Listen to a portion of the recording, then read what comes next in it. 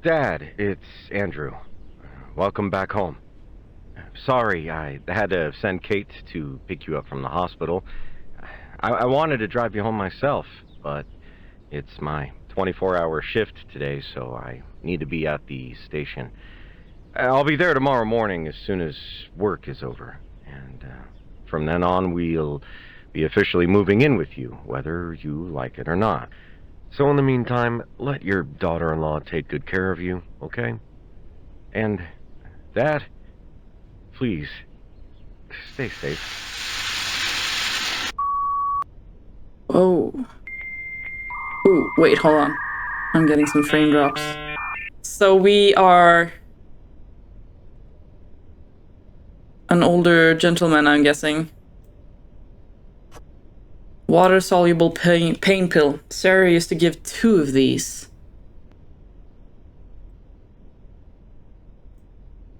Okay.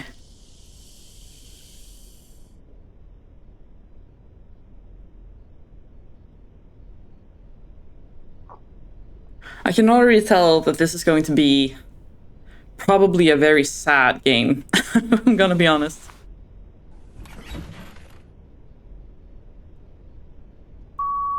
Bernard, it's Kate. Hope you had a good sleep. Again, I'm sorry I had to leave you alone for the night.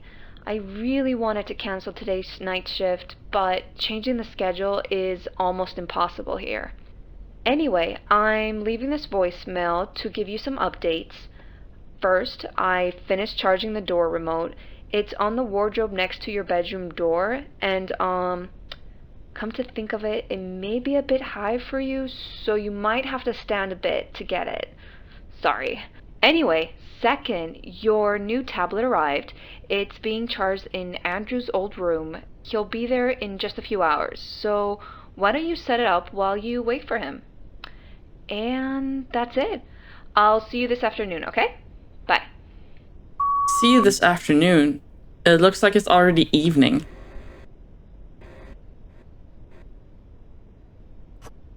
My old tablet, it broke when I fell down the stairs. Oh, zoom in. Yeah, it's not gonna look super high affinity. Oh, did I get another message? Looks like it. Oh no, it's me backing up. Dad, it's Andrew. Oh, it's the Welcome same. back home. Sunny Ridge Hospital Medical Diagnostic Evaluation Form. Date of discharge 29th of April 2014. Symptoms and diagnosis: minor bruises from falling downstairs, sign of minor memory loss, possibly caused by concussion. Above nominal amount of codeine detected in circulatory system. Notes: patient fell down the stairs along with his electrical wheelchair backward. Ooh. Though signs of physical trauma are minor, there's a possibility of slight memory loss. Patient's blood tests show a moderate amount of codeine, so it is highly advised to reduce patient's pain medication dosage and look out for overdose symptoms, as well as such as shallow breathing and hallucinations. This has gotta be... like, this can't be easy to live like this. I used to work a very short time. Not enough space to stand up. Ooh, okay. That's tough. I worked for a very short time as a caretaker at an elderly care home, I guess. Or I was, like the summer sort of... It controls the electrical doors. Electric door openers attached to doors. Okay. Oh. But yeah, it's sort of... A lot of the people that we cared for were, like, clear in mind. And you could tell that they were just so frustrated not being able to do a lot of things on their own. Bernard, your new tablet is being charged in Andrew's old room. I even kept the room bright for you, so all you need to do is just go in and grab it. Kate. Something's blocking this door. What? Oh, come on. That's also a thing that I think has got to be very frustrating with... I mean, both for the people that have to take care of their parents when they grow old. Whoa! Ooh. That startled me.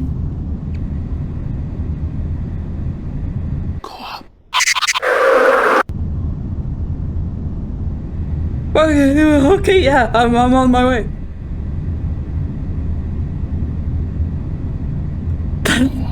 Yeah, I'm on my way. I don't know if I can, though. I'm in a wheelchair. Attic ladder. Oh, is he actually trying to climb up the attic? Or is he hallucinating? Oh. I'm guessing also that, Bernard here was some sort of...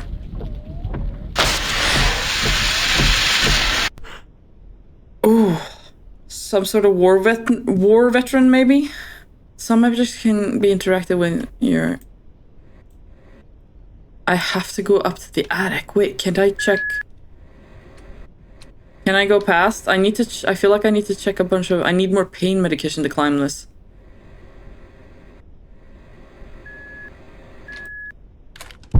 Ah! Too dark, too dark. Okay, yeah. You got it. Back away, back away. I'm backing away. Don't worry. Don't worry. Can we... Can I close... Okay, the close is on its own. Okay. Important notice from Andrew Jinsip Thorne. Do not turn off the second floor corridors and the bathroom lights. Also, do not remove this post-it. Okay, that's the bathroom. Sarah's memo. Dear Andrew, it has been a real pleasure working as your father's caregiver for all these years. I'm so relieved that he's okay, and I agree that you and your family had made the right call to move into his house to look after him. I already told you all that you need to know, but I'm leaving this memo just in case. I put the pain medications in the first floor guest room. You can find them in the drawer. Your father's usual dosage is 2 in the morning and 2 after dinner. Since the doctor told you to tone it down, make it 1 tablet instead of 2. He sleeps around 8 p.m. and wakes up around 4 a.m., although he usually stays in his room until the sun comes up because of his nyctophobia. Also, he's scared of the dark. Just keep some of the lights on in the second floor so he can use the bathroom. I hope Bernard recovers soon, although I have nothing to worry about now that he is under the loving care of his family. Sarah. Oh, so Sarah was his caregiver. Okay. Don't need this right now. Oh, we need to go down to the first floor to get more painkillers so that we can get up to the attic. Right. Is that a good idea, though? Is that a good idea? That's also too dark. Yep. Don't worry, buddy. We gotcha.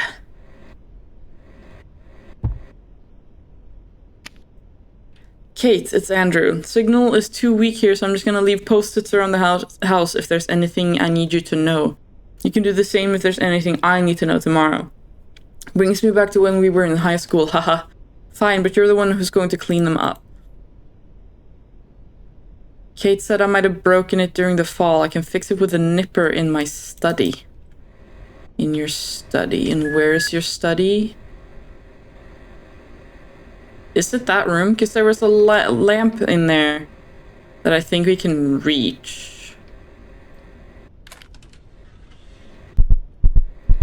Don't worry, don't worry. We got it. Yeah. Oh.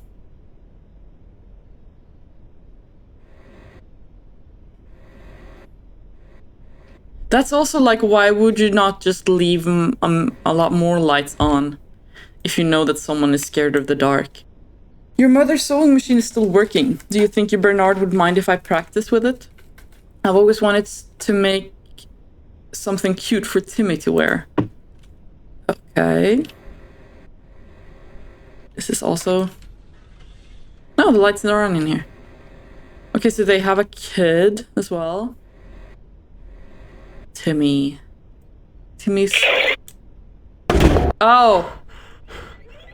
Oh yeah. We were totally a war veteran.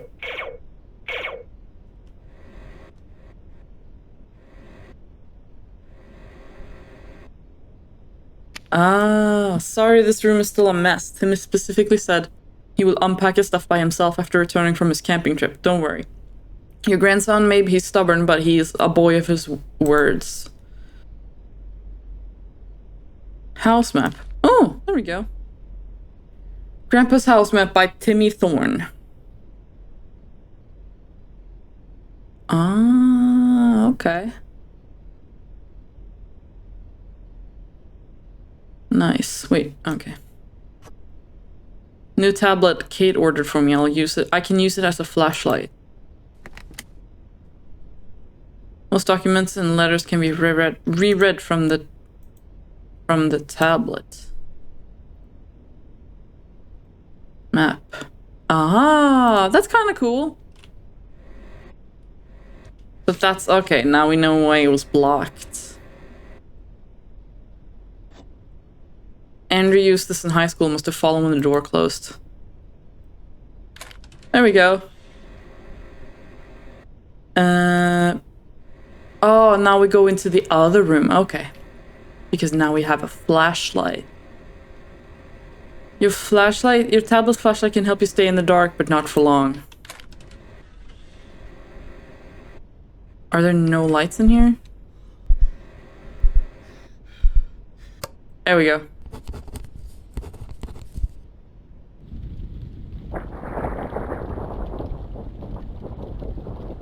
Letter to Andrew.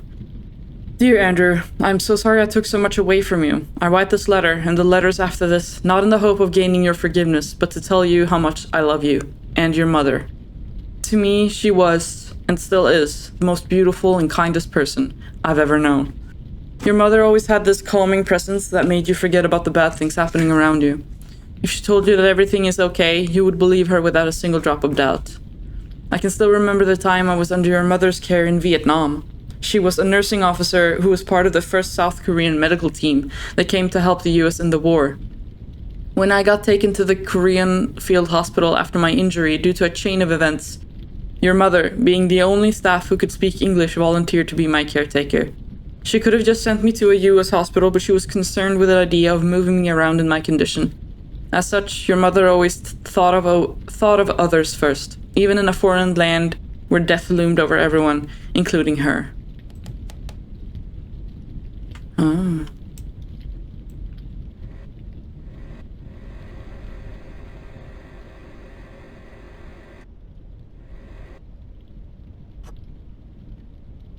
Thorne Electrical. Oh, so we're an electrician. Okay.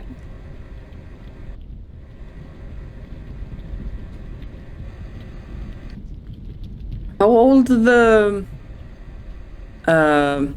letters say we were? Like 73 something?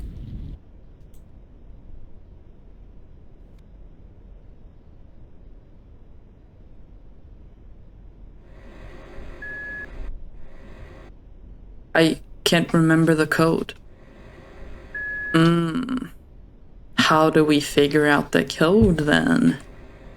This is such a unique way of playing a game as well. Here's the nipper. Tool for cutting or peeling wires. We can close that. Look at the pouch in your lower left. Oh, clever, clever.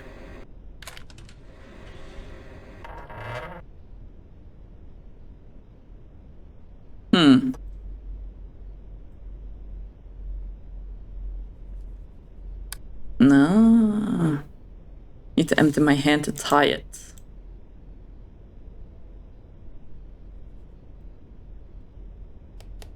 Ah.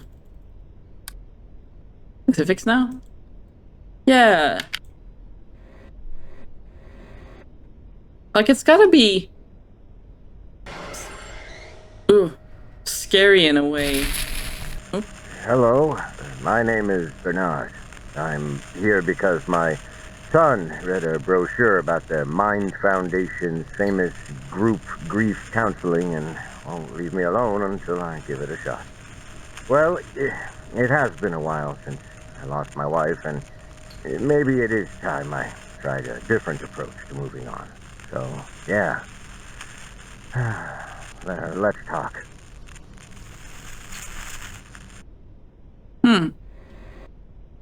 Also, like a therapy session, maybe? But, like, it's gotta be sort of scary to be this vulnerable. Like, he's at the whim of, you know, his wheelchair, sorta. Can I go in there to turn on the lights? Why don't they have better lights? That's so annoying. Like, this is a bright lamp. It should light up a lot better, more than that, I feel. The wooden ramp at the front door was in horrible condition, so I had to throw it away. I'll get a new one on the way back from work. I'm trying. God damn it. I met Lin during the Vietnam War. He was a nursing officer from South Korea, and I was a yokel who had no idea what he was doing. Between the two of us, she was the only one there for the right.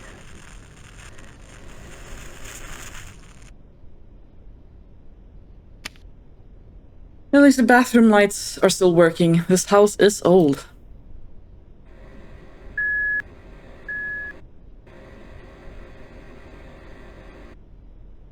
And the lights in the kitchens are off as well. Damn. Okay, let's try to head into the living room there and see if I can't maneuver through to turn that light on just in time. Okay, let's go. Oh, what the stop! What the hell? Fucking pop-ups, what? Let's try that again.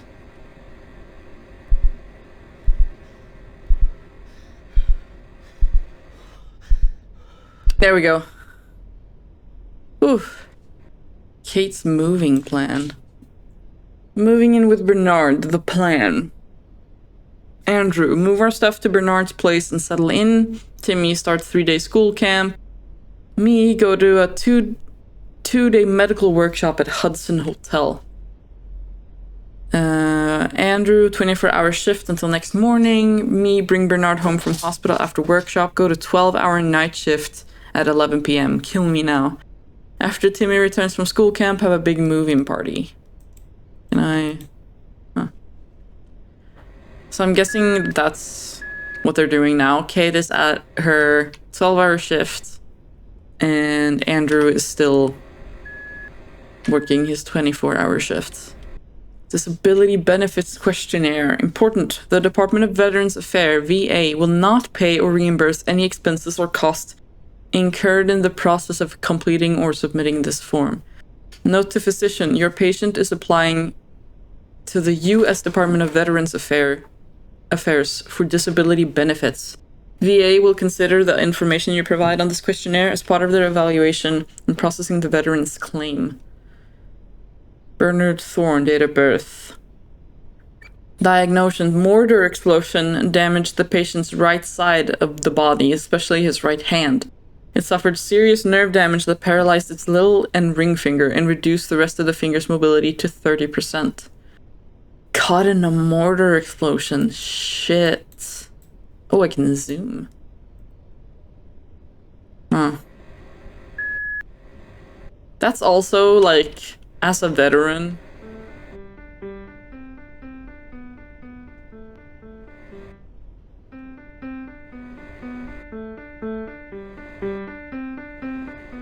Is it fucking with me?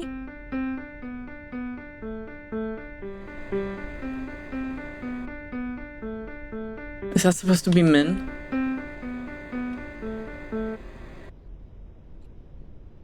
Wife? Is that you?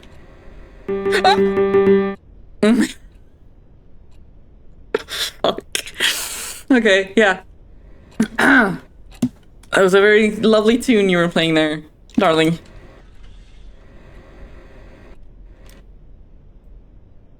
Maybe there's a manual for this thing. Can I pick it up? Can I turn the lights on? Can I get out, please? I'm stuck. Let me out, let me out, let me out, let me out, let me out, let me out, let me out. Ah! Okay. I couldn't pick that up. I needed a manual for it. Do I need to go through the kitchen? Seriously? I don't know how, like, long I can be in the darkness before I completely lose my mind. What's this? What is this layout? The path there was blocked because there were a bunch of boxes in the way.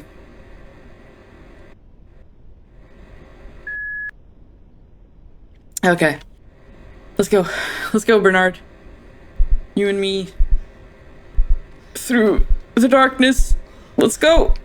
We can do it. We can do it. We can do it. We can do it. We can do it. We got it. We got it. We got it. We got it. We got it. We got it. We got this, Bernard. Yeah, what is that? Is that supposed to be like a nightlight?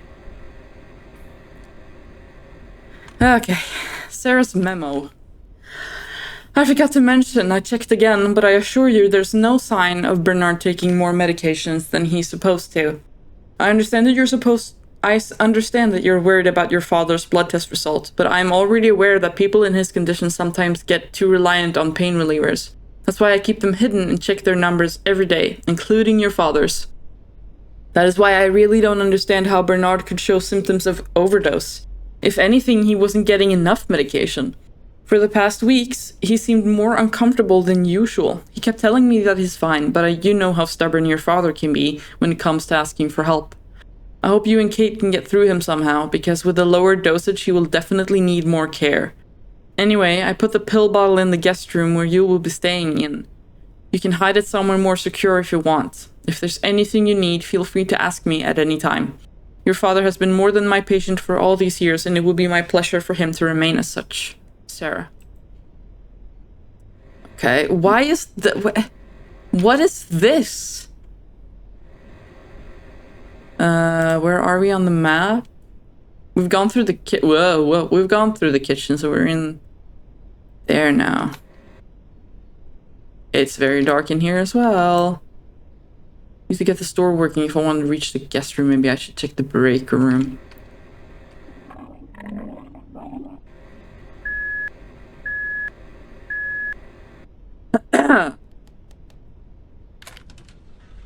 Is it dark in there as well? Yup. Post-its. I finally got the smart lights we talked about. I installed them around the house, but they still need to be synced manually with the new tablet. Can you do that for me when it arrives? I would if the tablet arrived on time. Update. It arrived while I was taking a quick nap before my night shift. I have to head out now, so I'll do it if I still have the energy tomorrow. Yeah. Smart lights. Ah. Okay. Could we do that? Oh. There's another letter. You were always a smart lad who could learn anything so quickly. It is one of your many characteristics that remind me of your mother.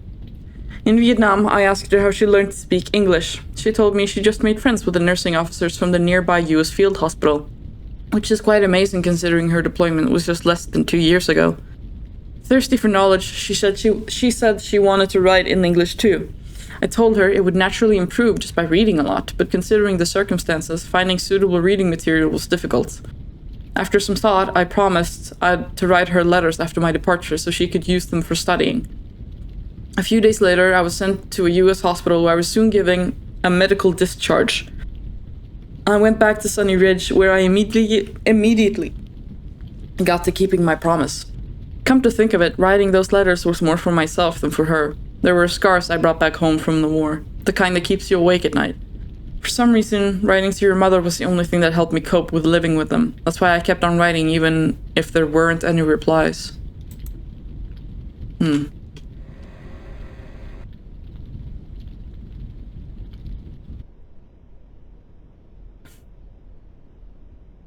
I am a little bit concerned that he keeps riding these lights. Oh. Oh. That's pretty neat. Don't you think so, Bernard? Is there one in here?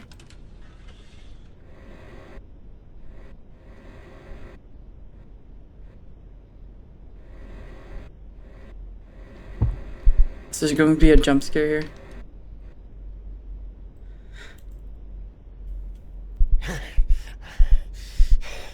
You got it, Bernard. Come on. Come on. Ooh. The circuit breaker is broken. I can't reach the guest room unless they replace it with a spare in the kitchen. Okay. So why do we need to go up to the attic? What is in the attic that is so important for us to see? Where am I? Oh, the door was closed? Fuck.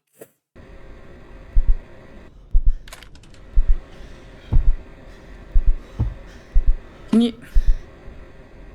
I'm getting like annoyed with the wheelchair, but it just keeps reminding me that... Ugh. Vietnam wasn't the first war Min had to experience. She was little, a war broke out in Korea and tore her family apart. When she grew up, she enlisted as a nursing officer, as if under an oath to spare others from the same tragedy that struck her family. I was about to say that, like, I get frustrated with a wheelchair, but imagine then how frustrating it is for someone who actually is in a wheelchair.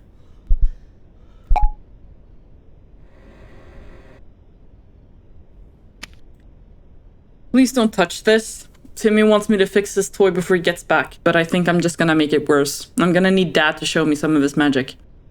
And you were doing this on the dinner table because... Huh.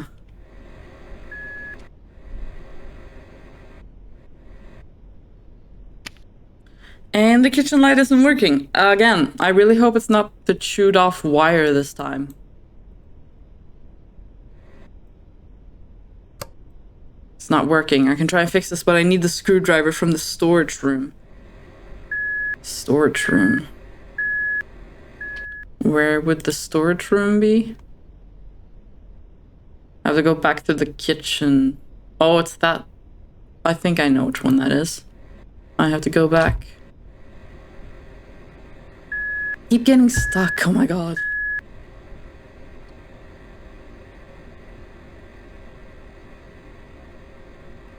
It shouldn't be as bad this time, I don't think, Bernard. Seeing as how we got a few more lights now. You got it, you got it.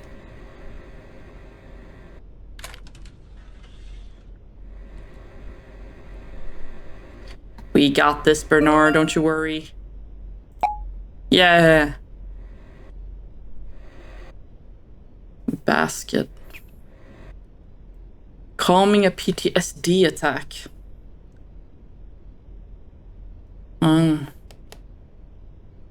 Take a deep breath. Practicing deep breathing can help you combat anxiety.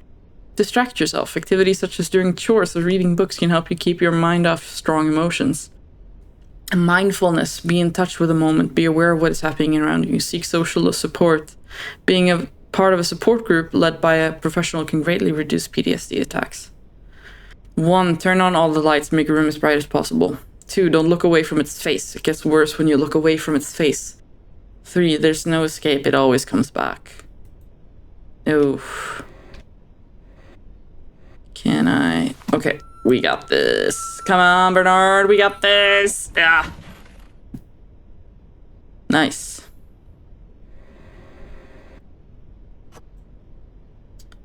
Our family photo taken at the town carnival a few days before the accident.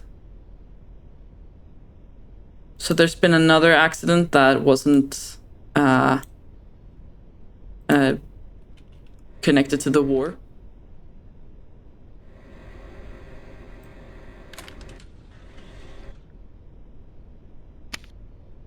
Keep your eyes on its face. Oh, I just realized what happened out here. What?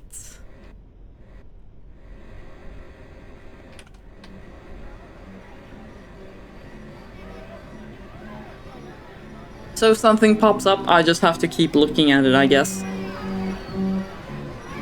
Oh. Yeah. That's a great thing for a war veteran to go through. Take him to a parade where there's fireworks and bright lights and people screaming. That's great. Do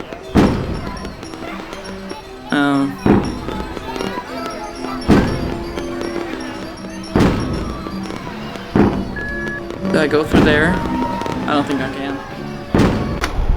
Yeah.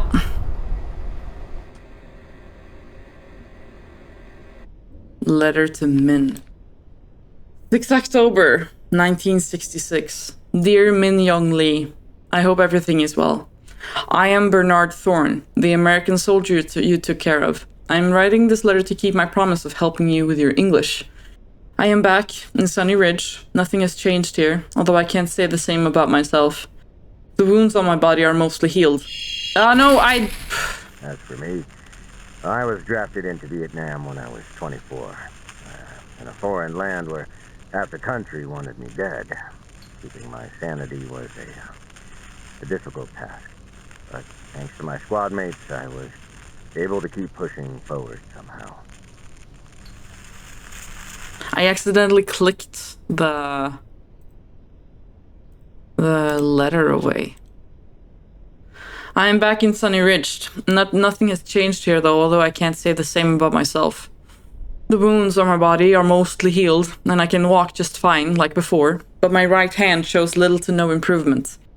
My little finger and ring finger still refuse to move from its curled up state, and the 3 other fingers can only stretch just enough to hold an egg. I'm just glad that I can still use a pen, so that I can write to you. I consider myself to be one of the lucky ones, though. Many of the soldiers I saw in your field hospital were in far worse conditions than I was. Some were carried in with their limbs dangling from their bodies like a broken branch hanging by its bark. It makes me shudder to think that my right arm would have suffered the same fate if I were a little closer to the explosion. I heard on the news that we are moving further north, which means there will be more people that need you. I hope that you will stay strong, and most importantly, stay safe. Until I write again, Bernard Thorne. P.S. Do not bother yourself with writing back. I know you are not yet comfortable with writing in English and barely have time to do it anyway.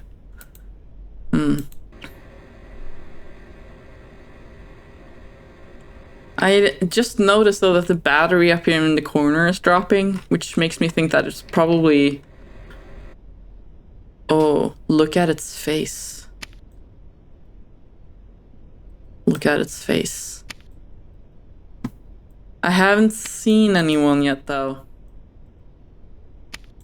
But I'm guessing I will see it soon. Time to use the screwdriver.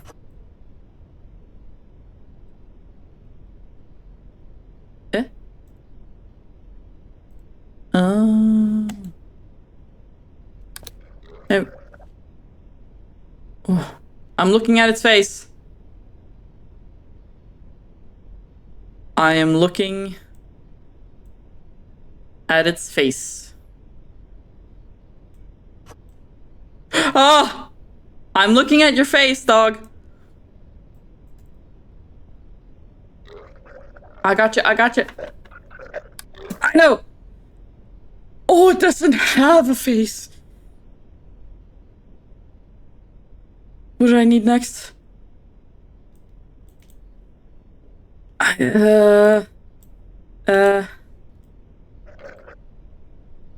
Dude, stop it. No! I misclicked. Okay. Come on. And I gotta start from the... Why is it gurgling? Oh! I'm looking at you, dude. I'm looking at you. Dude.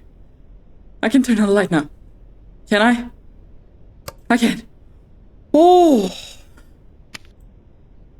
Okay. So what? Did I hear something? So what is that thing? Is it like a memory from something that I saw during the war? Did I saw someone lose their face in the war?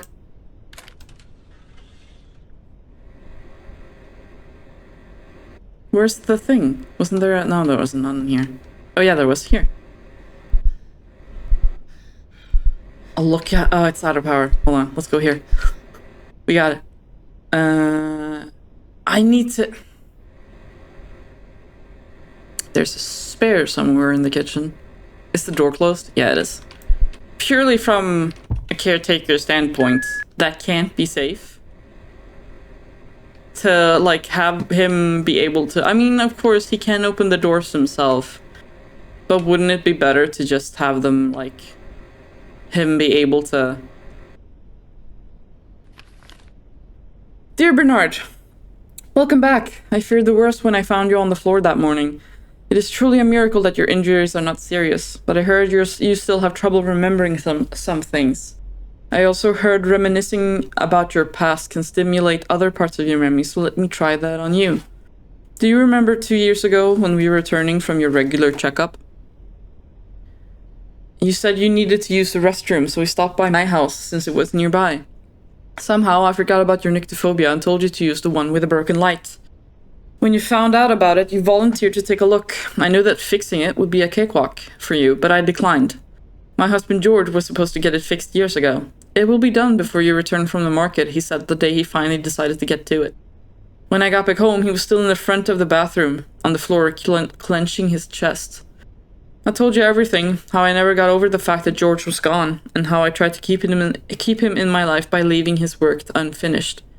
You turned your eyes to the dark bathroom and said dwelling in the past will only turn George's memory into something sad. I could tell you were also talking to yourself, because of sadness in your eyes. I got you the tools you needed, and in less than half an hour, the light turned on. I cried. I'd forgotten how bright it was. Perhaps I pointed you to that bathroom because I knew you would help me find peace. You have that kind of power over people, Bernard, and that is something you should never forget. Sarah. There we go. I can blow it. Nice. It's the slow turn that gets me every time. Seriously. But yeah, like... I have never had to go through grief of losing a loved one yet. It's inevitable. It's something that will happen to us all sooner or later. But there are a few family members of mine who have lost, you know, their spouses or, you know, a family member of ours. She's not related to us by blood, but she was married into our family. Oh shit, we have to do this in the dark?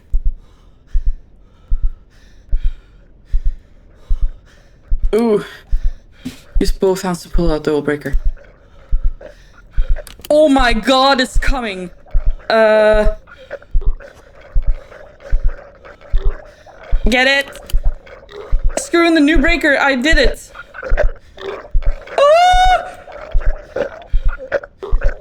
It's right there! Mother! Can I turn it on now? Oh! I don't want to turn around. I don't want to turn around. Whoa!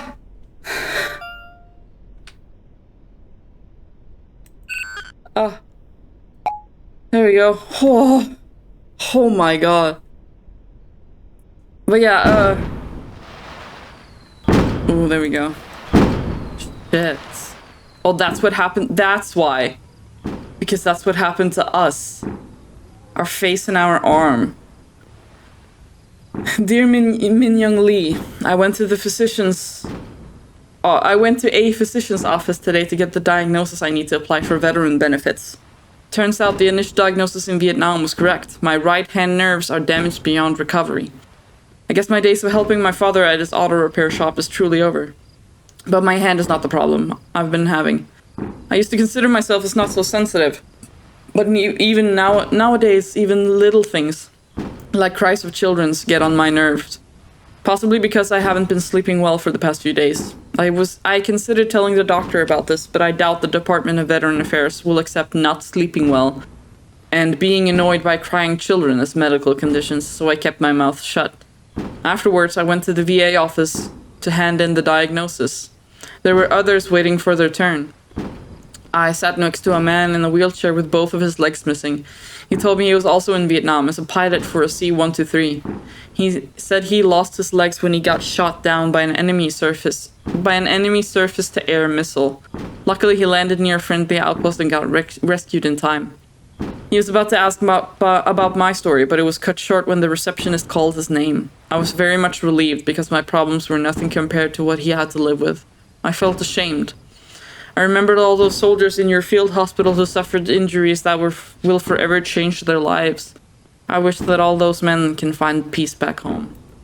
Sincerely, Bernard Thorne. Our squad leader, Sergeant Vernon, took good care of him. He was a guy who packed extra pairs of dry socks so we could hand them out to those who were about to have sex with. He gave us all the strength to keep on going. Until one night, our position got implemented. One thing I'm noticing is that that's not the right arm, because I thought that this would be a figure of Bernard, but that's the left arm. Bernard's right arm is the one that isn't working as well. It's the one that he injured. But yeah, I have a family member of ours, our actual relative, her husband, Get Up, Thorne. It was the one who passed away before I was just like a year old, I think.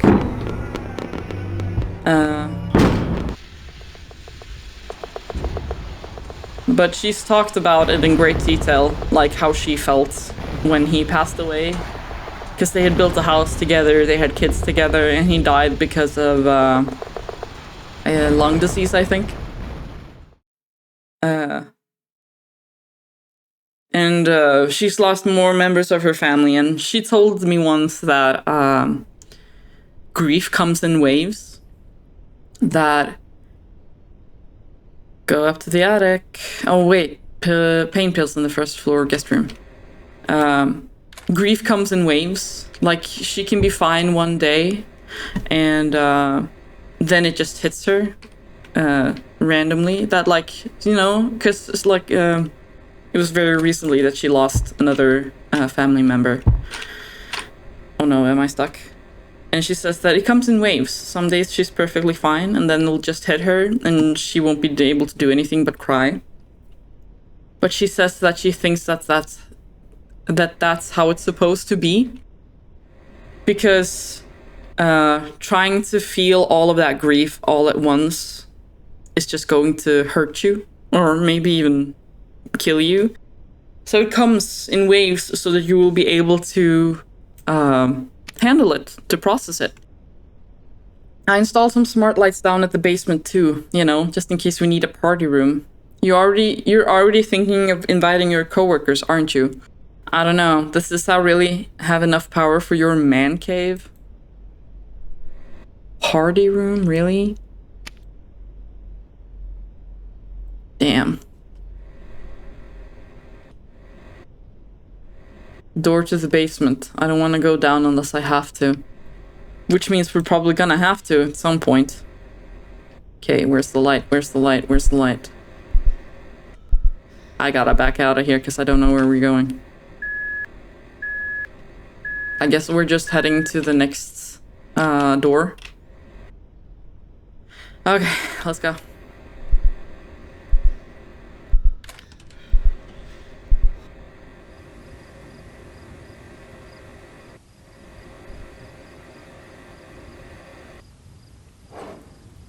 Ah, that's clever. Nice. Good one, Bernard. You're so smart. Andrew's family picture. Family picture of Andrew, Kate, and little Timmy. Oh, that's cute.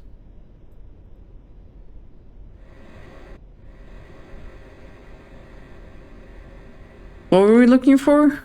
Pain pills. In order to climb up to the attic.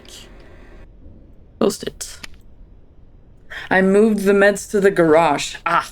They're on the corner shelf, so don't let Dad see it. But Sarah said Bernard didn't take any extra pills from her stash. I know you're worried, but this seems like borderline paranoia. To get to the garage, I must use the stairs, but how?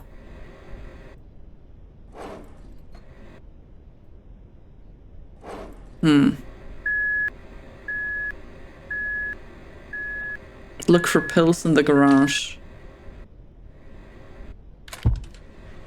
Oh! God! That was such a silly... Now that I think about it after I had a few seconds to process it, that was such a silly jump scare. But it still scared the shit out of me. Letter to Min. Oh my god. Dear Min Young Lee, it is 3 a.m. now. I'm writing this letter to distract myself from thinking about the nightmare that woke me up. It's the same nightmare that has been keeping me awake since I came back home, and it's getting more frequent as time goes by. In my dream, I am back in the jungle surrounded by darkness. I'm staring at something that's lurking in the dark, and it is staring back. It is a face with nothing on it but a hole. I want to look away from it, but I can't. If I try to ignore it, it will come closer and closer, until it's so close that I can't ignore it anymore. I know whose face it is. It belongs to Sergeant Vernon, my former squad leader. He was a good man everyone relied on. He always kept his cool in the fiercest battles and knew how to lighten up the mood in the worst situations. But one night, Charlie's ambushed us in the darkness's cover, using darkness as cover. The ground shook with mortar barrage, and the sky turned red with flares. At one point, I started to think that I was in hell. That's when I couldn't take it anymore and collapsed on the ground. Vernon tried to get me back up on my feet. He died in the process. My nightmares are his way of reminding me that he died because of my cowardice. Sometimes I can feel his gaze even when I'm awake, mostly at night when the darkness reminds me of the night he died. Once it happens, trying not to think about it would only make it worse, a punishment for trying to run away from what I did. Forgive me for sharing something so morbid, but you are the only person I can talk to about this. I will try to write about something more lighthearted next time. Sincerely, Bernard Thorne. Yeah, so the... Oh no, is he here? The cutouts that we saw at the carnival were supposed to be Vernon. Get up, Thorne. Get up. Oh, does he want me to... Now shoot!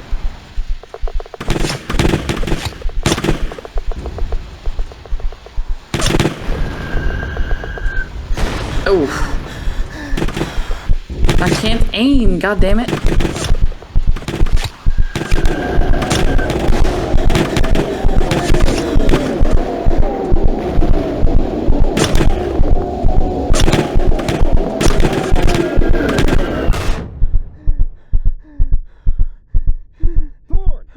Thorne! Get up, Thorne, or we all die! Oh.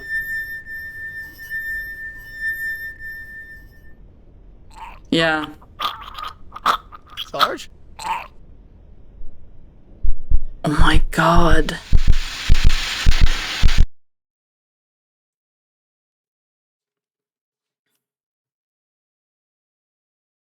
So it's like survivor's guilt, I'm guessing. The sergeant's death devastated our squad's morale, and I was the cause. Since his death, his face, his hollow face, followed everywhere I go, staring at me, haunting me, making sure I never forget what I did to him. Door openers, smart tablet, or that emergency necklace that got lost. You gave me so many things ever since you moved out of this house to live with Kate. You also got me that portable ramp, saying I could go anywhere on my own with it. Please forgive me, but I put it down in the basement, boiler room, because like many of your gifts, it was a reminder of how I also tried to fill my absence the same way. After your mother's passing, work was the only way I could think of to save our family. I spent most of the day outside, going on visits or working at the office. Fortunately, the business grew, but so did the distance between us. I tried to fill it with things that you probably didn't even need, like that Walkman or Game Boy. But deep down, I knew that gap wasn't caused by work. It existed because I was afraid to face you after taking away your mother from you. I'm truly thankful that despite everything, you grew up to be a fine young man on your own, even starting your own family with your high school sweetheart. Please learn from my mistakes. Always be there for your loved ones. The time you spend with each other is the only thing that is worth anything. There's a portable ramp in the basement.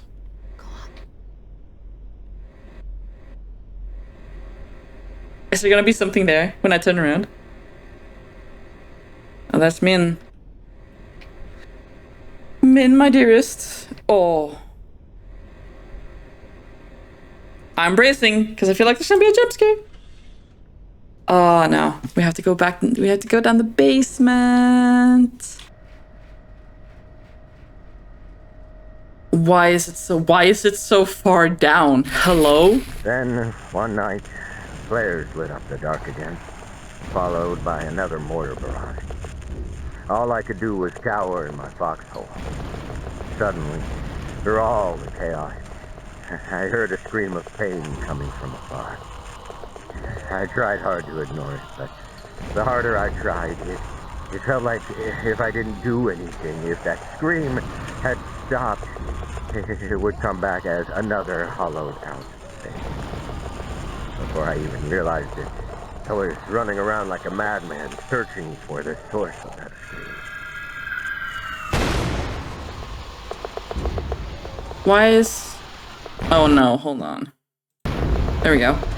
Wasn't that a method that the Vietnamese did? They had like recordings. They would play like sound to scare the American soldiers. Or was it the other way around? Because I know that there was some sort of like... When I reached that man, there was blood everywhere. His screams had long stopped. I was too late. Nonetheless, I decided to carry his dead body. I think, or maybe it was the other way around. Oh. But at that moment, all I could think of was bringing his body somewhere safe so it doesn't get torn apart by mortar fire. His family deserved to have him back with his face still recognizable. So there I was, risking my life for a dead man as if it was going to redeem my mistake. What a damn joke.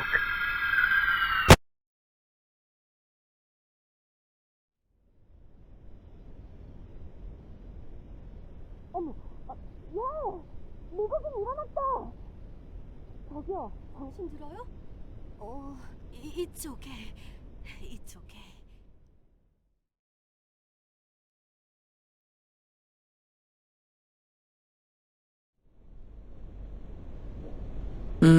Was that Min then?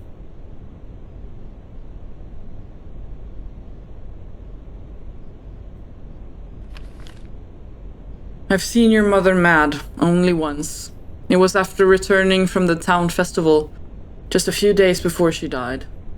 Do you remember? The one where I got a panic attack from a little fireworks show. After we put you to bed, I told her how sorry I was for ruining a perfect family night. She gave me a warm hug, saying that I didn't ruin anything. That's when I got too comfortable and jokingly said she must be regretting marrying a wimp by now. Then she quietly but fiercely told me to never say that again. With our 14th anniversary coming up in just a few days, I didn't want to upset her even further, so I apologized and went to bed. Don't get me wrong, I never doubted your mother's love for me, but I also know that she had her own scars. She lost her father in a battle during the Korea War, and her mother died working day and night trying to raise 3 children on her own.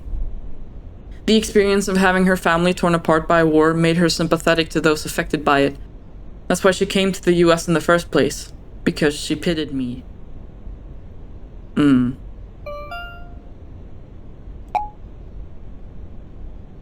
Okay, there are a lot of lights down here at least.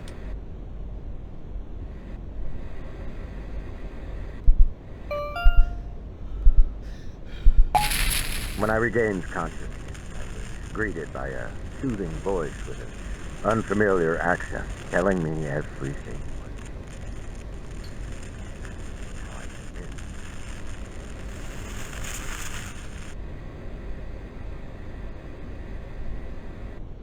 I can go down, but I can't get up without a ramp. Oh, we're supposed to find the portable ramp. Too steep, need a ramp of some kind. Fuck. I can't speak for, you know, what it's like to be in a war, or what it's like to be an old person not being able to move around. But I feel like there's never any point in, you know, blaming yourself for things that happened when you were scared or when you were in fear of your own life, because that's what happens in war. What was it? I can go down but can't come back up. Okay. There's a light over there.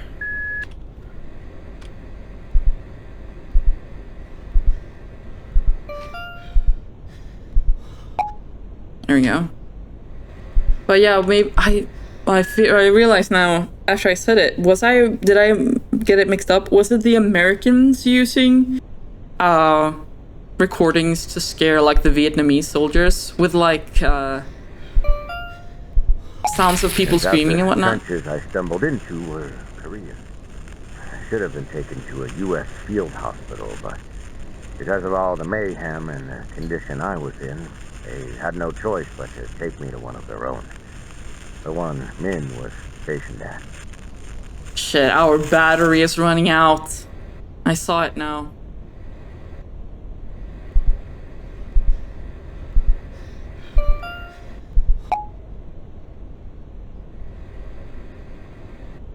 Vietnam War. Vietnam War veterans were especially prone to suffering from PTSD due to various factors. Soldiers lacked resting time between battles. There was not much public support for the war and its participants. Veterans were not aware of their own PTSD symptoms since it was not officially recognized as a mental health condition until 1980, 5 years after the end of the Vietnam War. Shit.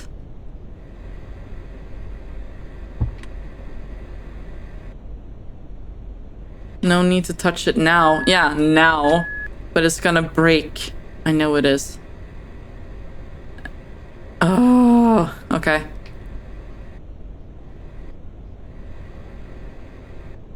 How do I... Oh, this is a labyrinth. Shit. Okay, so I have to go around a bunch of shit to get to that one there. Oh well, let's go. We got this, Bernard. We got this. No. We gotta get a good head start here, Bernard. Okay. Let's go.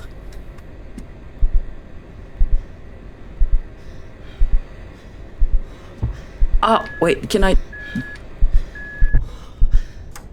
As the only American in the field hospital, I naturally became the talk among the Koreans. Min was especially curious. She asked me how I even got to the Korean side of the battlefield. I couldn't dare tell her I was trying to save someone. I had no right to even sound like a damn hero. So I just told her I got lost trying to avoid the mortars.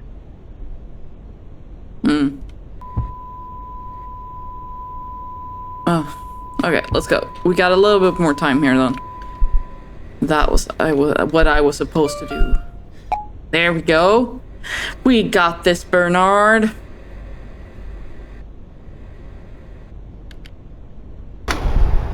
No.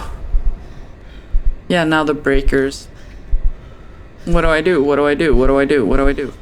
The breakers. What am I supposed to do then? The breaker.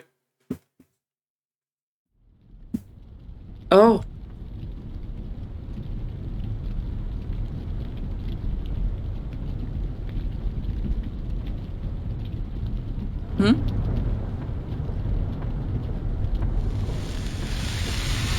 Oh no. Don't tell me.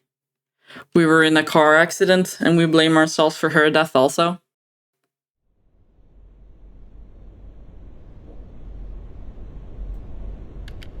Power's out. Need to check the subbreaker.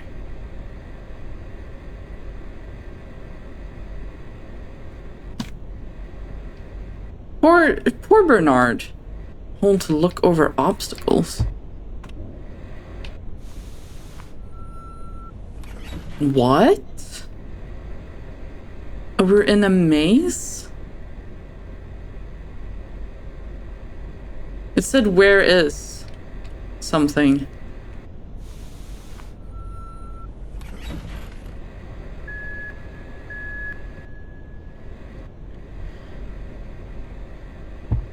But like, he was in a terrible war, which I mean,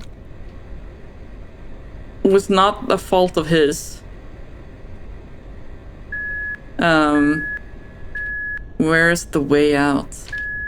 And, you know, how could he have predicted the path that the mortar was going to take? And how could he have known that they were going to get attacked? And how, like, fear is a powerful thing. You can never, I don't think you can ever blame yourself for something you do or say when you are terrified for your own life.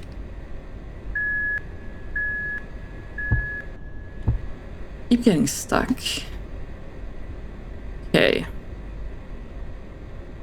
So how do we get to the breaker? Because the breaker was in that corner there, but that was blocked off. Where am I supposed to go? Here, maybe. I think. It's the same path, it looks like. Oh, here we go. I think I can get through here. What are you doing here? I don't know.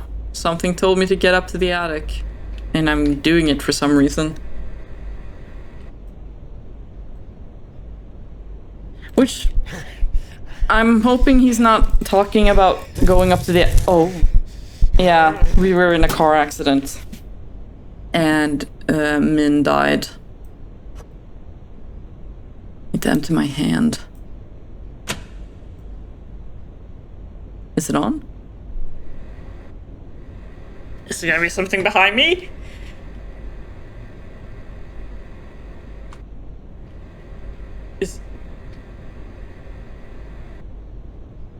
Okay.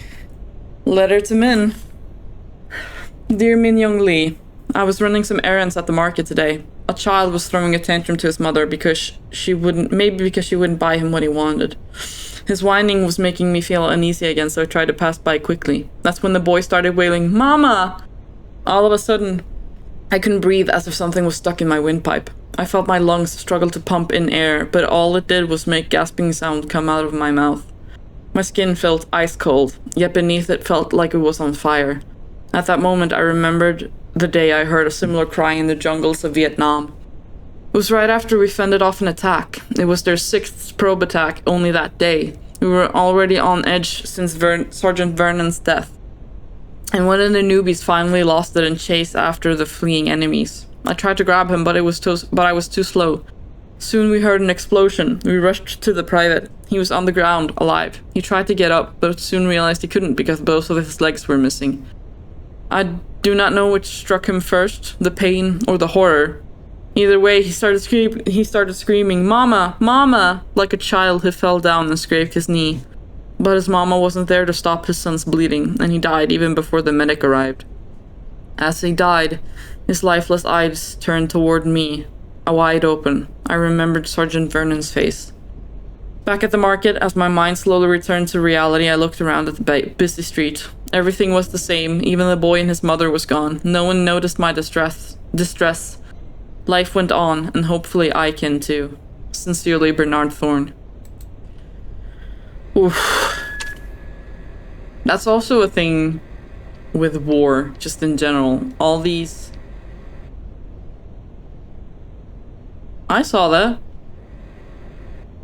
Don't make that sound. Beep beep. Oh, it doesn't want me to back up. Okay, I'll do my best. But just war in general, where you have a bunch of people sometimes tricked into going into war or thinking that they want to fight for their country.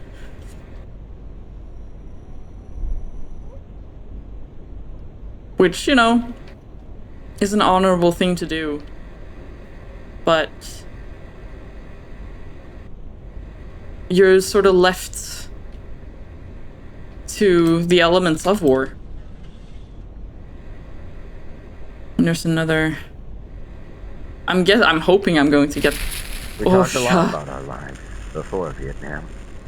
Our conversations helped me stay distracted from the things I'd seen and done. When I got discharged, I started writing letters to her. It was the only thing keeping my mind from being dragged back into the jungle. I'm not gonna back up. Because it told me it didn't want me to.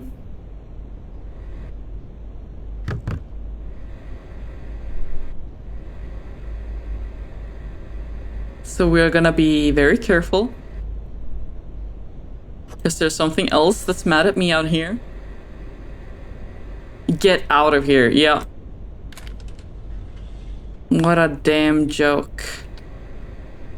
So I think a lot of this is just his own... Go up the attic. A lot of this is his own, you know, survivor's guilt.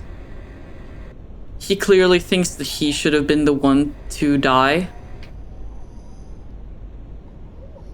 As compared to the sergeant and the private and probably Min as well. Can I go forward or will it see me?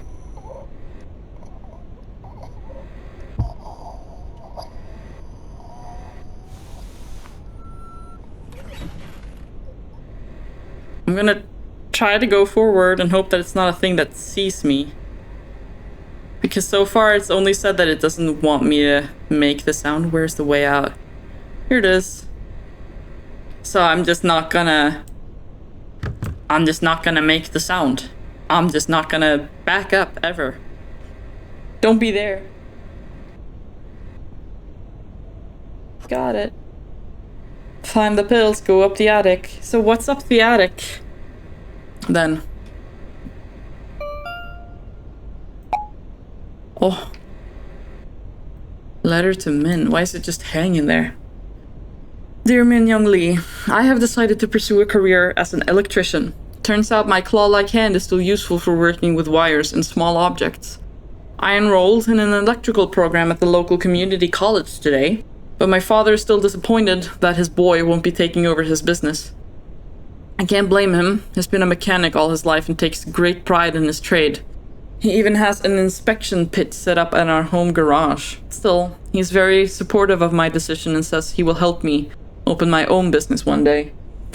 It will be a difficult journey, especially with all the voices that keep telling me that I do not deserve a second chance.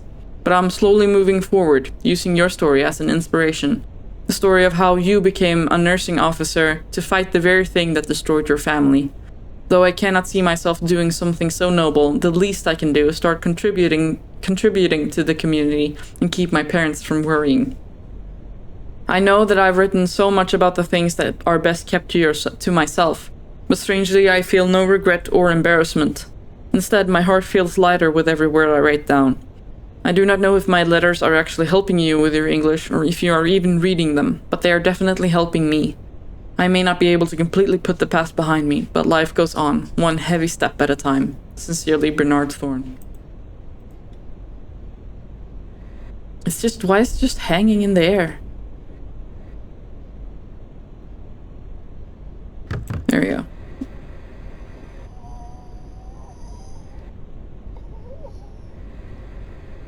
We're just gonna scoot right by you there. Beep, beep, beep. Don't make that sound. Oh shit, I have to go away, don't I?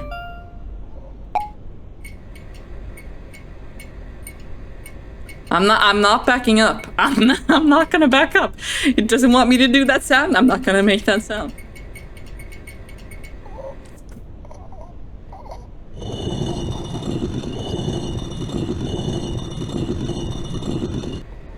Do I have like a time? Is it a timed thing I have to get back? Oh, is it? I have to back up. I have to back up.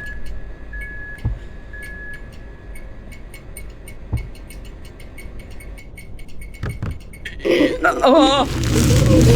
Oh, okay, yeah. How am I supposed to get past that? Let's go.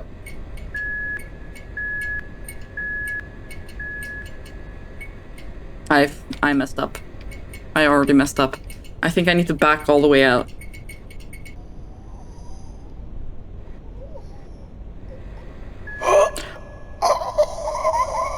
No, he's coming. Ooh. I forgot about not backing up, even though that's the whole point of this level, to not back up, and I've messed it up again.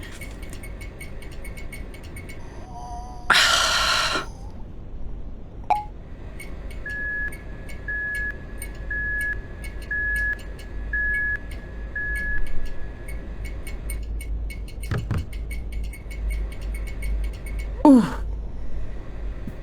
We got it.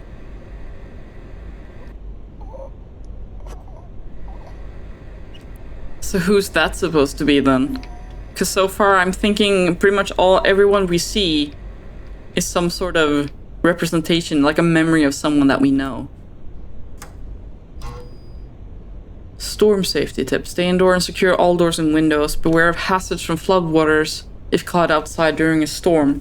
In case of vehicle breakdown, illuminate your location to alert other drivers. Oh, is there a storm outside now? Is that current?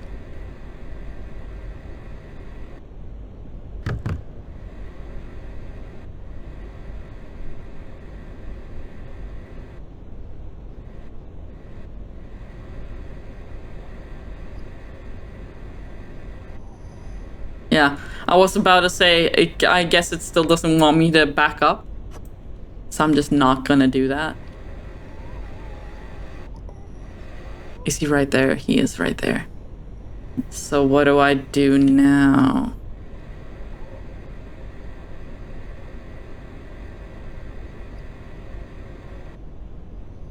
Can I get past him? Maybe. Although I'm not sure. I should be.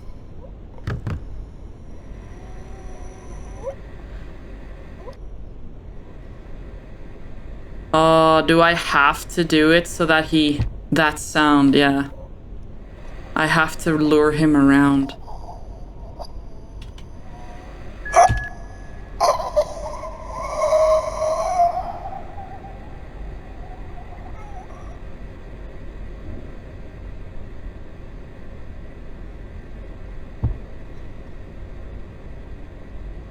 Whew. I hate this section. Get me out of here, please. I wrote to men every week, mostly about how broken I had become. It wasn't the proudest thing I've done, but it helped me return to my normal life. Then, one day, I heard the doorbell ring. When I went to answer it, I thought I was dreaming. It was Min.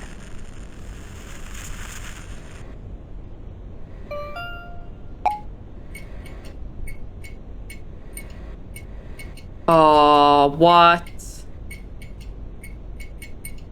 I'm fucked from the get-go. I can't... Wait, so how do I have to back up. I have to back down.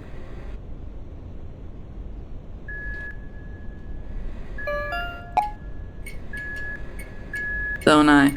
I have to back down the ramp.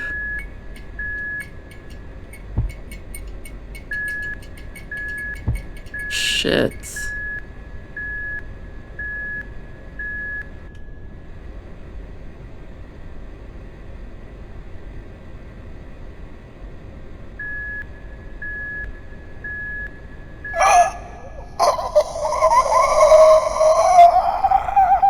I hate that. I hate that. Yeah. Yeah. Come on, come on, come on, come on, come on. Let me get the light, let me get the light, let me get the light. Yeah. Can you imagine? I complained so much about how miserable I was that she flew 5,000 miles to visit.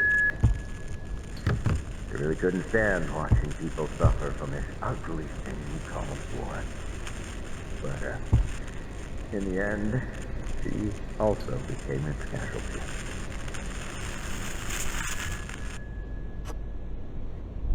News article.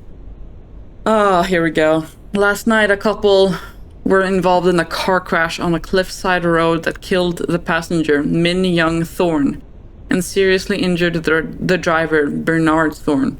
The Thornes were driving back from their 14th anniversary dinner during a storm that hit the West Coast area.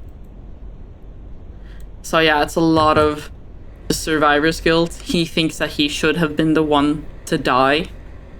Probably all of the times that he's mentioned, both with Sergeant Vernon and with the private that ran away, and obviously with Min as well. I became a wreck after the accident, now unable to even walk properly. I spent most of the day in the house drowning in self-hate. However, you never stopped saying goodbye to me as you left for school. You would even tell me about your day, even though your father was giving you nothing but disappointment. Seeing you recover from the tragedy I caused was the only thing that gave me the strength to wake up in the morning. Then one late night, I was passing by your room and heard a muffled sound coming from behind the door. It didn't take long to realize that it was the sound of you crying into your pillow. At that moment, my heart shattered even more. Not only did I take away your mother, I had taken away your right to grieve. I showed you weakness and forced you to share my burden by pretending everything was okay. No father should be a burden to his son. I reopened my business. I got my van modified so I can bring my wheelchair to my calls. If I had to stand, I stood. Nothing a bottle of painkillers couldn't solve. I had to repay for the strength you had showed me. Shit. Like, I don't know what to say. Like, this is so... What do you do? How do you get your life back together when you lose a part of your family? Both for Andrew the son, like how was he supposed to just move on with his life after losing one parent, and the other is pretty much also lost to him. Work until your body breaks.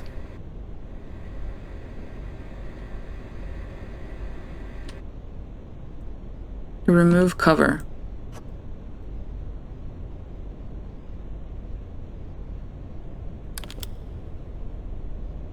What now?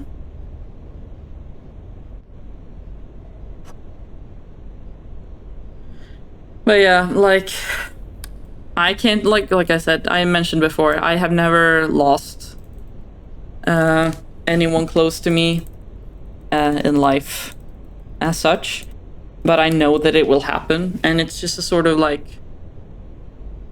what do I do? What can I do once that happens? Once I lose someone that I love, what can I do? And there isn't much other than handle my own grief. Okay, I get it. Which is pretty much all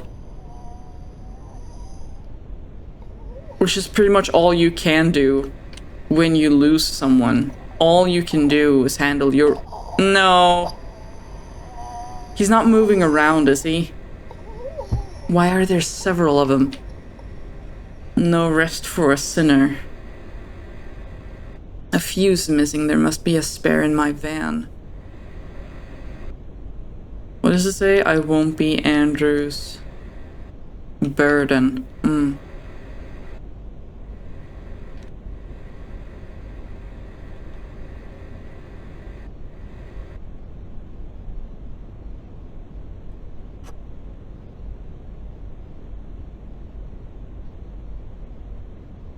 There's also a sort of this...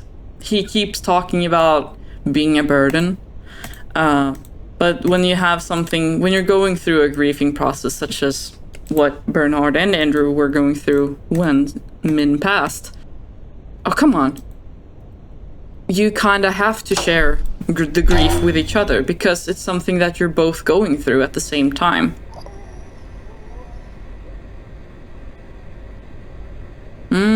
I see. Come on, Bernard. Damn it, it fell.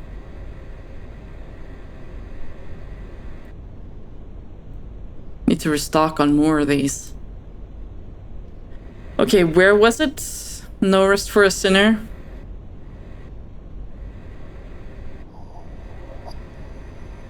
No, that's work until your body breaks. Now we can get through here, I think. Okay. There we go. There we go. And now I guess we can get out of here. Can I go through here? I can. Find the pills, go up the attic. That's the plan. I don't know what we're doing in the attic. Go up the attic. Find the pills, go up the attic. Find the pills, go up the attic. Okay. I guess that's the only... I look for pills in the garage. We have to find the pills. We're not done here. God damn it. There were pills, though. I saw them. I never should have written to her. I lured her into my life, and my weakness got her killed. Now all I want is for the suffering to end. But I keep seeing her. She won't let go of me. She won't let go. Oh, so did he try? You know, did he make an attempt? Is that what that is?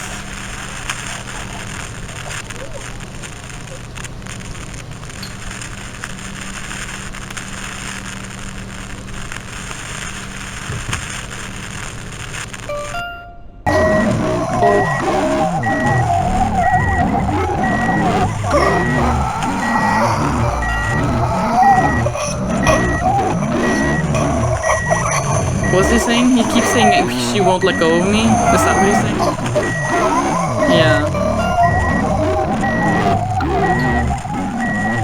Turn it on! Ah! Oh, was that Min? Oh. And here we are. Flashlight is off, yeah.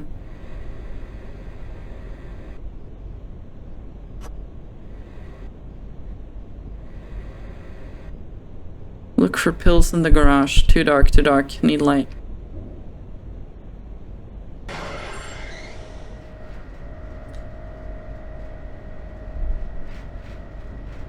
But like, can you imagine? There are people who have genuinely gone through this. Like, it wouldn't surprise me if this was based on a true story or a true individual. But damn.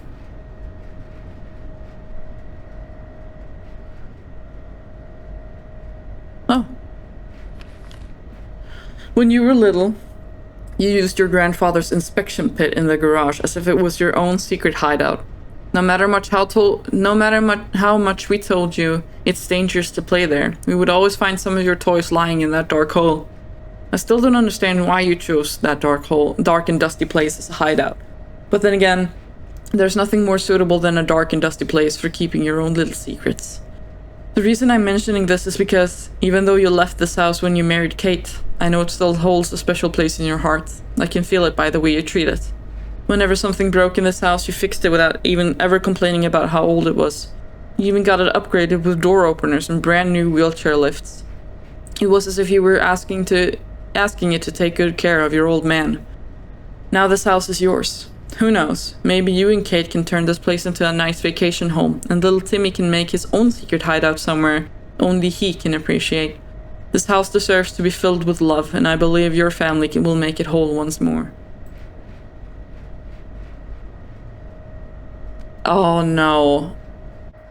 I think I just realized why we're heading up into the attic. I mean, that's sort of been the undertone the entire time, I'm guessing, but like, it just hit me that, okay. I think I know what we're doing. I can get to the garage through the porch outside the guest room. Oop. To the porch outside the guest room.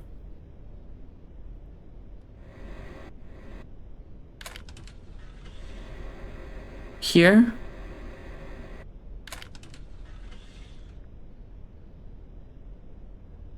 I think so, yeah.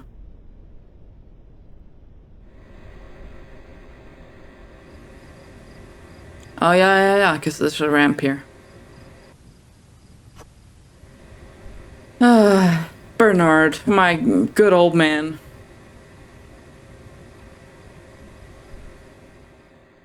Oh. Before the accident, back when I could still walk, Min and I would go on an early morning jog before sunrise.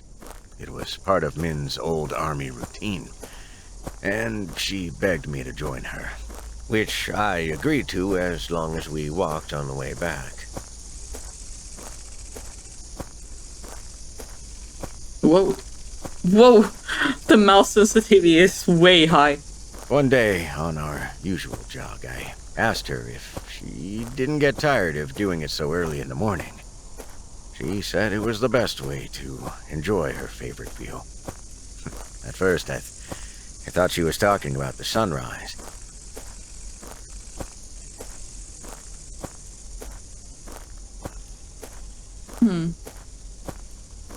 Later, as we walked back to our home, the sun started to rise. As the light slowly rolled in, I turned to Min to see if she was indeed enjoying the scenery. She was looking at me. That's so sweet. What's this?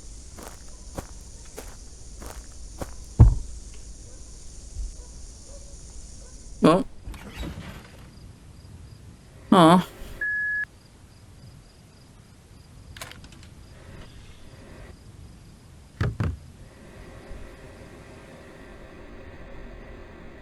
I can't turn. Let me grab it. I mean, I'm probably gonna come back out this way, but I figured it's good to have it.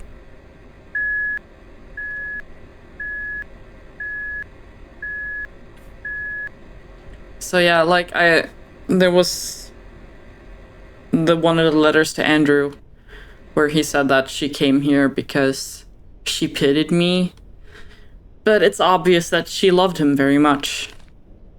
The sins of Bernard Thorne. Oh, come on, man. Min still visits me wearing the same outfit as our last anniversary.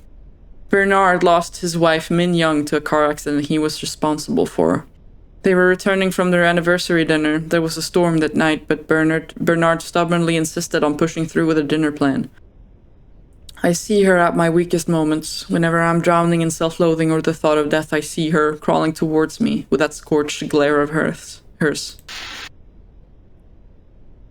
About dissociative amnesia. Anyone who suffered a traumatic event can experience dissociative amnesia.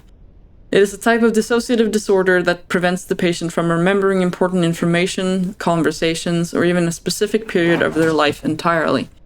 Dissociative disorder can occur due to a specific event or a long-term stress or trauma, such as witnessing or experiencing physical or sexual violence, witnessing a serious injury or death of another person, experiencing abuse during childhood, other life-changing or traumatic experience, such as war. Yeah, because isn't that also dissociative identity disorder? Like, it's connected. Ooh. Like, the two are connected, because you can develop alternative personalities due to dissociative disorder. Man. But, like, the way he sees Min is just filtered through his own self-hatred. Still could have saved her. Only if my hand wasn't like this. I mean, look at it. So twisted, so weak, so useless that it couldn't even save the person I love. Yeah. And now he's taking it out on, like, his own hand. Because... Just look at it. Oh. But how could he have known that this injury specifically would have made it so that he couldn't save the love of his life?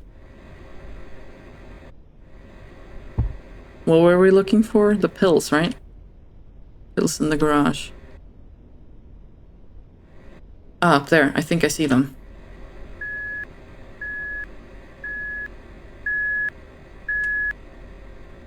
So everything... Like, he still clearly remembers Min very sweetly. But it's like everything about her becomes this thing where, oh, she pitied me. She did this because she felt sorry for me. She came here because she pitied me. And none of this would have happened had she not pitied me. But he completely forgets the fact that people love him. His son loves him, his wife loved him, his daughter-in-law probably loves him as well. Like, I guess that's one of the many demons that come with trauma. Oh, don't tell me it's gonna fall down the fucking... Come on. What a damn joke. What a damn joke. Easy, man. Come on.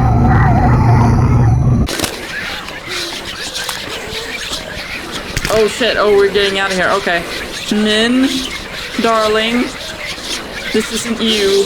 Wait, could I go through here? No, I can't. Ah!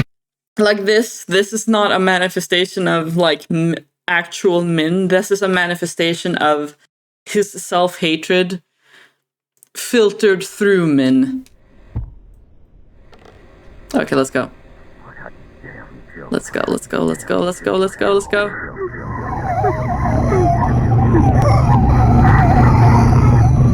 Come on, Bernard, we got... Oh, it puts me back here anyways?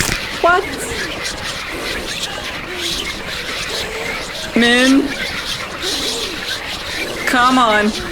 Oh, I shouldn't have taken the fucking... Oh. I should have left the ramp there. Shit. Okay, we made it. Whew.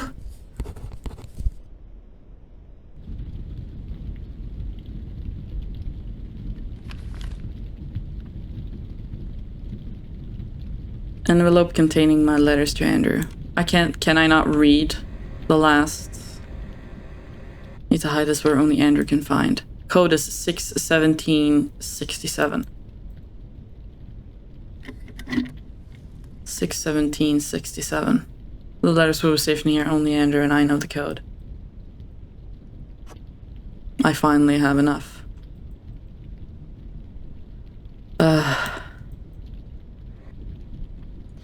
But this is also like, if he's planning on doing what I think he's planning on doing,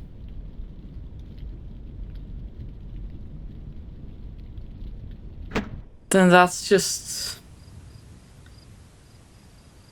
There's one more pill in the safe.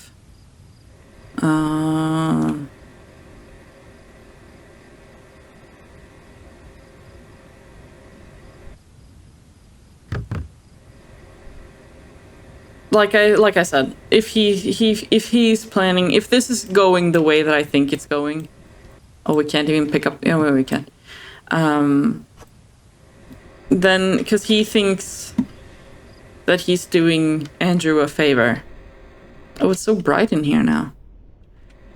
He thinks that that this is for the better. When it really isn't. Wait, where was it? In the safe. Were we in there? Wait, where is that? Storage room. Oh, it's up in the study, second floor. You think it's better to just leave the people you love? Whoa! Every time I try to say something, something happens. But if you think that it's better to just leave the person that you love because you think that you're a burden to them, that's not the way to do. That's not the way to go about this. Because all you're doing is passing on the grief to them. The grief of whatever it is you're feeling, you're just passing that on to the next person. The pills are in my pocket. Oh, did he try to? He tried to. This is it. Oh, and then that's why. Oh. Honey? Ah! That's why he fell. That's why he fell down the stairs.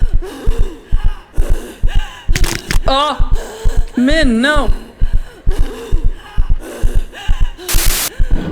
So he had... he had overdosed. But how do I get past this? No, Min! Min! So he had overdosed. Because he tried to... Okay. Yeah.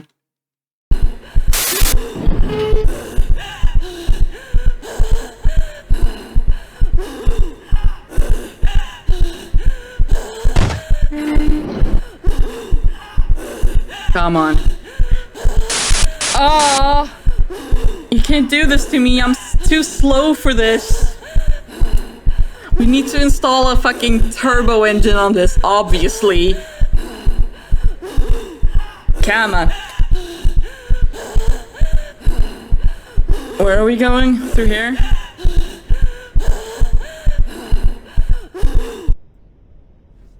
There we go. Why am I saying here we go? This is not a good thing.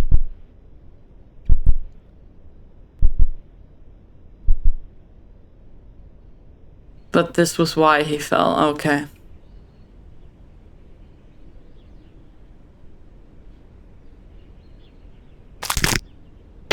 Oh!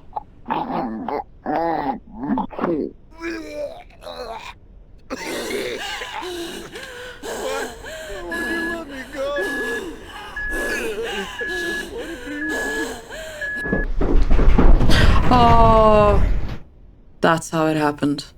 Yeah. Honey? How about we go up the attic when we get home?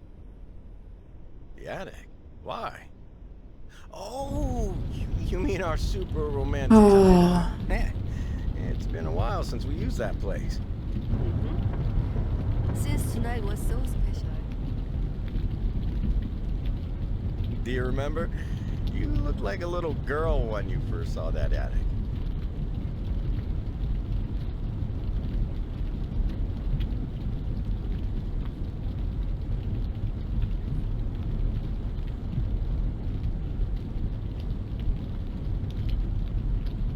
And that's why you started redecorating that dusty old place immediately after we married?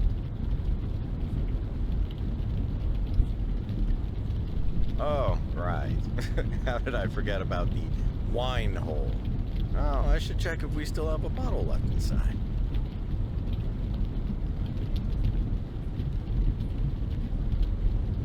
Oh, okay.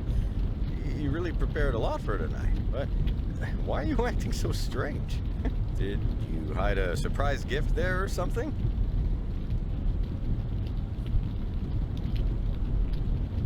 Okay. I just hope Andrew goes to bed early tonight.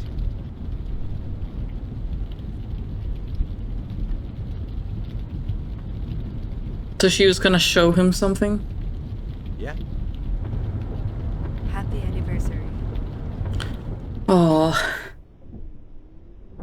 Some scars never heal. They'll keep rupturing and rupturing until the bleeding soaks even the ones around you.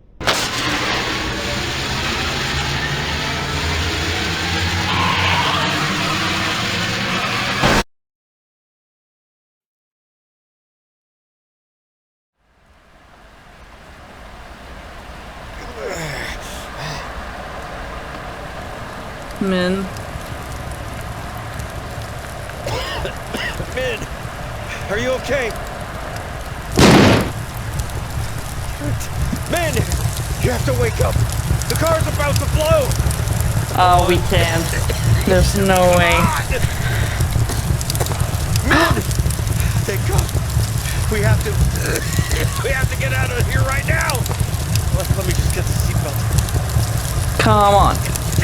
Yeah.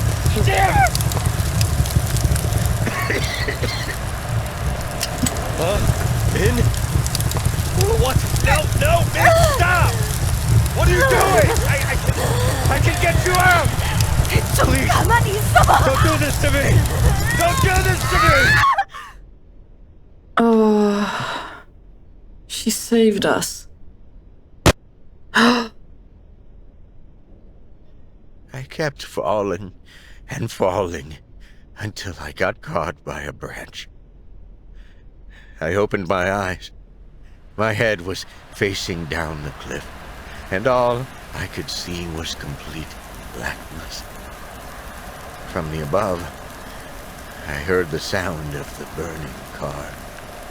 I tried to turn my body to face the wreckage, but the pain, it pinned me down like a rock, forcing me to keep facing downward.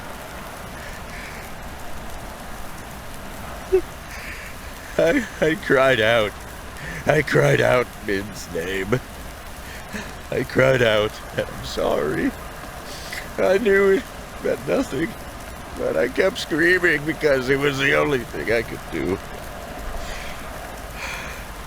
Soon, my lungs gave out, and I could not even do that, except helplessly stare into the bottomless darkness while listening to the fire eat away Min's body from behind me. Since then, I've become terrified of being in the dark. It reminds me of that pitch-black cliffside where I got my wife killed and I did nothing. And that's what I do. I cause pain to those around me.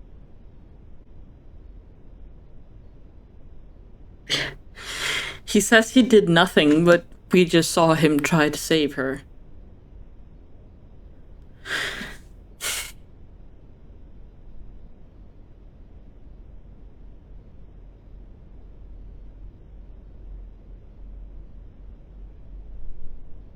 Of course, she saved him. She sacrificed herself to save him.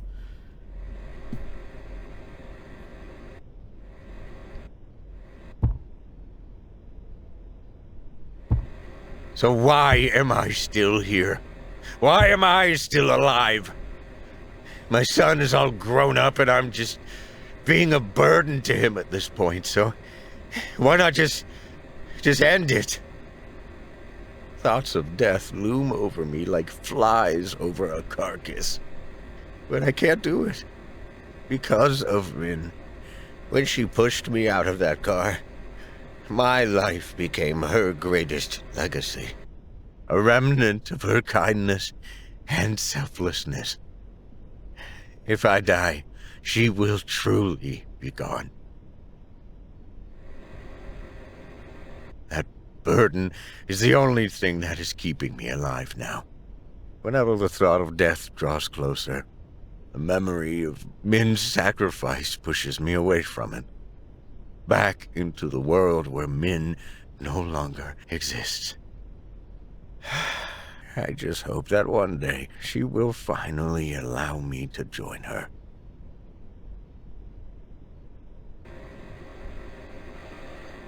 Now we go up the attic.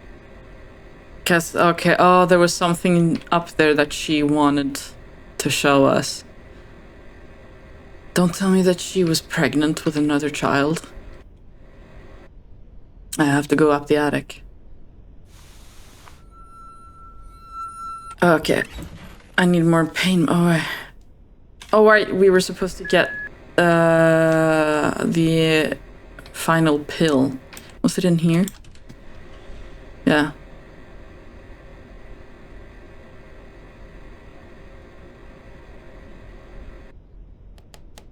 Andrew's birthday.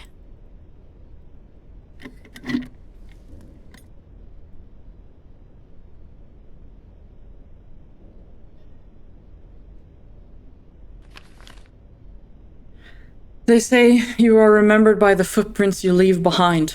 I thought I became your mother's biggest footprint when she pushed me out of the car. A living proof of her remarkableness. For all these years, no matter how much I wanted to follow her, that very fact kept me anchored to this world. But I finally became free of that burden when you took me to your family picnic at Simon's Park.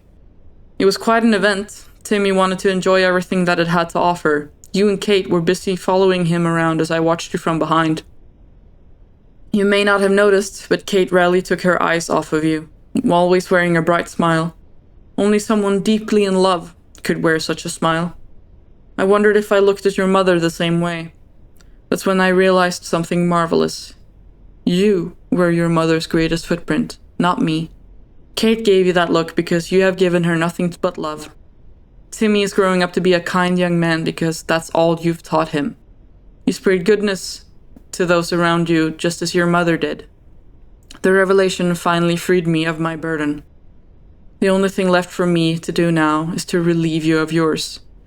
Please don't blame Sarah for my death.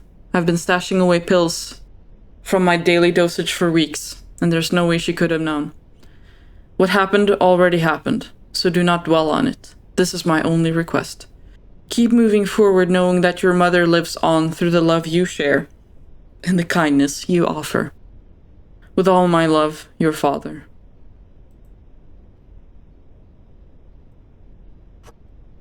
I can use the water cup in the bathroom to take this. Oh.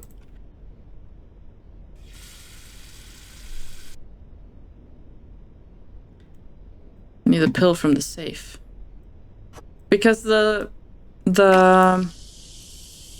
safe hadn't been opened, it looked like, or the letters at least hadn't been opened. So I don't think that they had read the letters. I can finally climb the attic. Meaning they probably didn't know what he was planning. But since this is after he fell down the stairs, I'm guessing that this is for something else.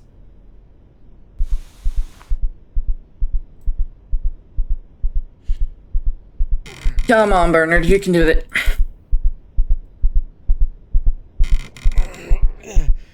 Don't tell me we're gonna fall off of the thing. Come on.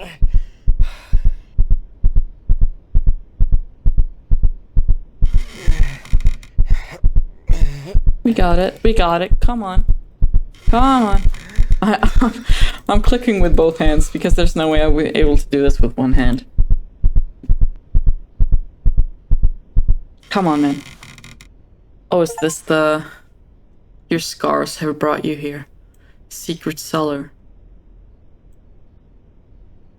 A wine bottle and a letter. To Bernard. Dear Bernard. Dear Surprise. Bernard. Surprise! This is my anniversary gift for you. A very late reply letter. I wanted to write back when I got confident with my writing, but after what you said after the carnival, I decided to finally try.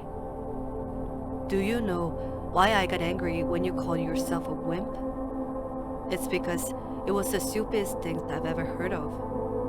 I never mentioned this because you hate talking about the war, but I know about the men you saved in Vietnam. When I first met you, you told me you ended up in the Korean field hospital because you got lost during the attack. But soon after you left, a rumor spread about how you ran through a rain of mortars with an unconscious Korean soldier on your back. We called you Crazy Yankee because what you did was ended crazy. So, no, I don't know about the man you say you are. All I know is that I married a man who is so kind that he's making a world a bit nicer without even realizing it. If you don't believe me, think about Andrew. Think about how caring and kind he is to others. He learned that from you because that is all you are showing us. And when he grows up, he will find someone like him. They will get married and soon reach the conclusion that they want to have children because their love is too great for just the two of them. When that day comes, he will still need his father to be his guide again. Because, let's face it, kids are a piece of work. So, please, don't deny who you really are.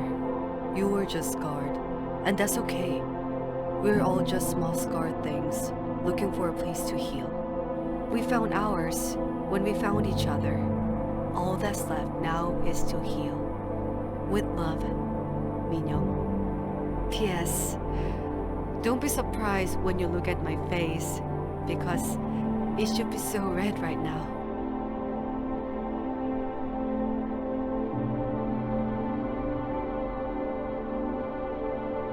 I did not think that this game would make me cry.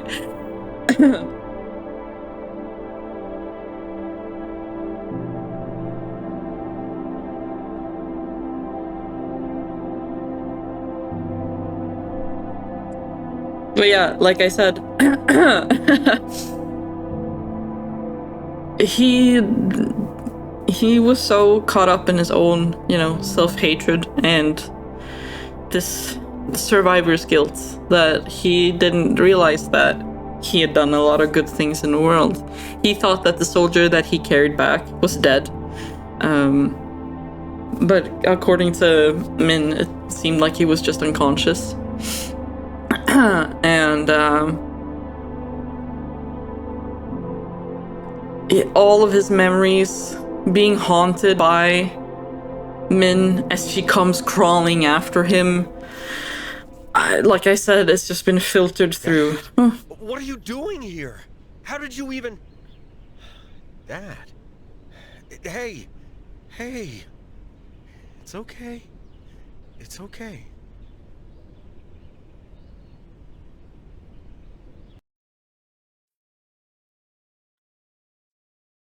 All of his memories of these things are filtered through his self-hatred and through his own